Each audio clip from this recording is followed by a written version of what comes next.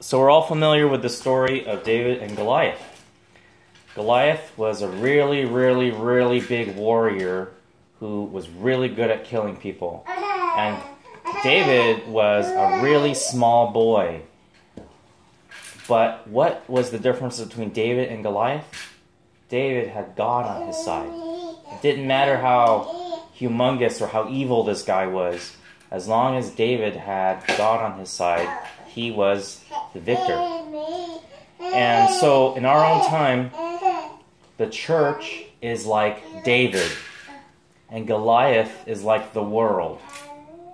The church is like David, and Goliath is like the world. Even though the church is small, even though the church may be losing, even though the church may be not relevant today because people are attacking the church, and the world is just really against the church, it's the church that has God on her side. And that's all that matters. Remember, look at what the Philistine Goliath said to David. Come here to me and I will leave your flesh for the birds of the air and beasts of the field. You know what that means? That means I will destroy you. That's what Goliath was saying to David. And then David said to him, you come against me with sword and spear and weapons, but I come against you in the name of the Lord of hosts. So, what was David's main weapon?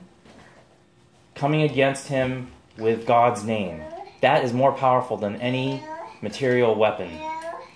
And sometimes when it seems like there is evil in the world and the world has succumbed to the devil, remember that even though the church is little, she still has God on her side. And that's why the church will ultimately be victorious.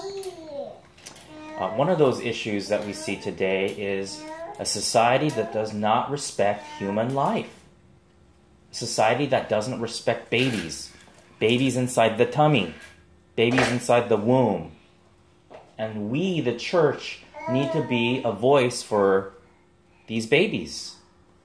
And that is why people are going to march in Washington, D.C. and San Francisco this weekend. Because we're going to tell the world, you cannot kill babies inside the womb, right? Because the babies are precious. And so we, the church, need to be able to be like David. That even though all these little babies are being destroyed, we still need to fight for them. And we start first in our own family by protecting each other, and then protecting the parish, and protecting society, and protecting the country, and protecting the world. But we can only do that not with weapons of spears mainly, but we need to do that mainly with, as David said, I come against you in the name of the Lord of hosts.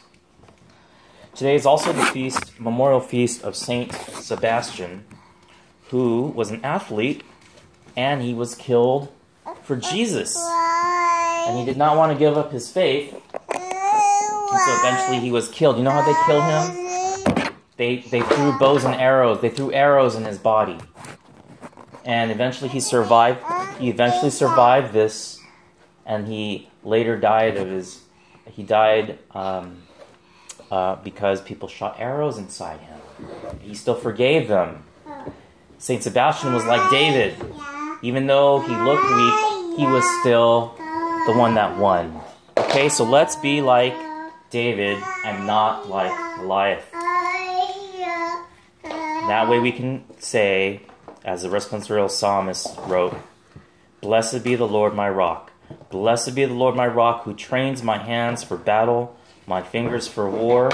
God is my refuge and my fortress, my stronghold, my deliverer, my shield, in whom I have placed my trust. It's God who prepares us not just for earthly battle, but for spiritual battle. Blessed be the Lord my rock. Amen.